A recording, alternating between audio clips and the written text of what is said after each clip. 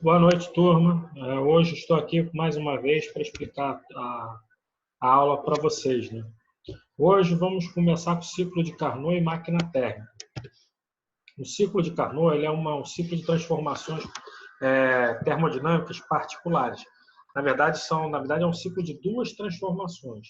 Transformação isotérmica, que significa que é a mesma temperatura, e transformações adiabáticas, que são transformações que não dependem da quantidade de calor, que não precisa de calor para funcionar. Lembrando que nós ainda temos mais dois tipos de transformação. Nós temos a transformação isocórica, ou isovolumétrica, que significa que é o mesmo volume, e a transformação isobárica, que é a mesma temperatura. Esse ciclo, como o próprio nome diz, é um circuito fechado, que corresponde a duas transformações isotérmicas, ou seja, de mesma temperatura, e duas transformações adiabáticas. O ciclo de Carnot ele pode ser descrito pelas seguintes etapas aí. Primeiro, o gás ele sai de um ponto, ele vai sofrer uma transformação isotérmica, se expandindo, absorvendo calor.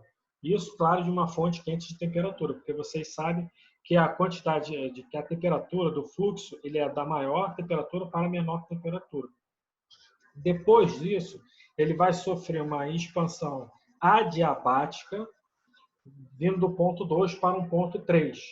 Depois, ele vai sofrer uma compressão isotérmica, mantendo a temperatura, e finalizando, para fechar o ciclo, uma compressão adiabática, retornando ao ponto inicial de partida e fechando esse ciclo. Mais à frente vai ter um gráfico que mostra exatamente isso que eu quis dizer. É ele aí, ó. Primeiro aqui nesse ponto, ele vai sofrer uma expansão isotérmica, à mesma temperatura. Depois, uma expansão adiabática, ou seja, sem troca de calor com o meio. Vai ser comprimido isotermicamente, mantendo a temperatura que estava aqui. E depois vai sofrer uma compressão adiabática, retornando para o ponto inicial. Perceba que o ciclo de Carnot, como o próprio nome está dizendo, é um ciclo, ele é fechado. E ele tem um teorema. Esse teorema significa que nenhuma máquina térmica que opere entre duas dadas fontes de a temperatura T1 e T2 pode ter um rendimento maior do que a máquina de Carnot, entre estas mesmas fontes. Ou seja, todas as máquinas de Carnot apresentam o mesmo rendimento.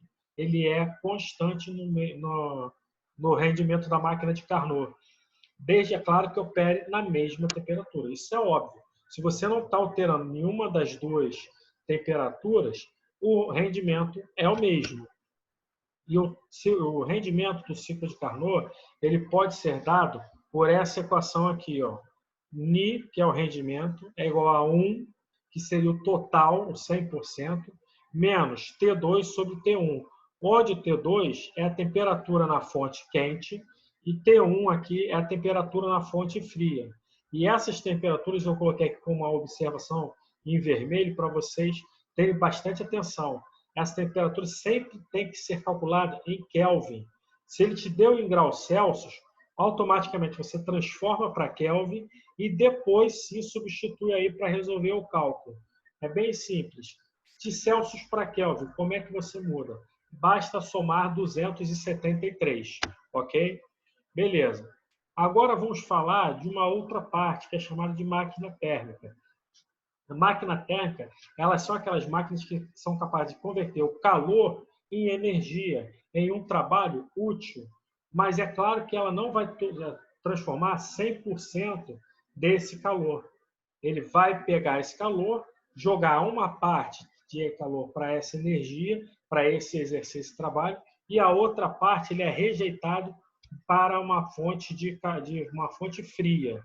E essa máquina térmica, o rendimento dela é sempre inferior a 100%. Jamais chega a 100%. Vocês vão poder ver nesse diagrama aqui, ó. Aqui você tem uma fonte quente com calor 1. Você vai ceder esse calor até a máquina vai aproveitar uma parte realizando o trabalho e a outra parte ela vai jogar fora, que é chamada para a fonte fria, que é o calor cedido. E o trabalho realizado nessa máquina, vocês podem perceber que vai ser o quê? A diferença entre essas duas quantidades de calor que você tem na fonte quente e da fonte fria. E o rendimento dessa máquina térmica? Ora, ele seria, o rendimento é o trabalho sobre a quantidade de calor da fonte quente. Então, você pode substituir aqui, ó, o trabalho, né, Q1 menos Q2, dividido por Q1, que é o trabalho, que é o calor na fonte quente. Rearrumando isso daqui, nós chegamos nessa equação, que o rendimento em Ni é igual a 1 menos Q2 sobre Q1, onde Q2 é a quantidade de calor na fonte fria e Q1 é a quantidade de calor na fonte quente. Vamos pegar aqui agora um exemplo do ciclo de Carnot. Ó, uma máquina que opera em ciclo de Carnot tem a temperatura de sua fonte igual a 330 graus Celsius e a fonte fria de 10 graus Celsius. Qual é o rendimento dessa máquina? Bom, primeiro de tudo, as temperaturas estão em graus Celsius. Vou transformar da fonte quente somando 273, chegando, no caso, a 603 Kelvin. A mesma coisa eu vou somar 10 com 273, 283.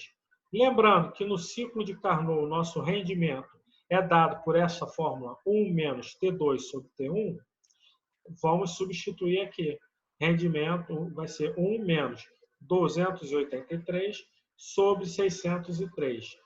Fazendo essa conta toda, chegamos aqui, ó, 0,53, que corresponde a 53%. Esse é o fato é o cálculo de ciclo, no rendimento no nosso ciclo de Carnot. Um outro exemplo aqui está aqui, ó. Uma máquina de Carnot é operada entre duas fontes cujas temperaturas são, respectivamente, de 100 graus Celsius e 0 graus Celsius. Primeiramente, também vamos ter que transformar ela para Kelvin.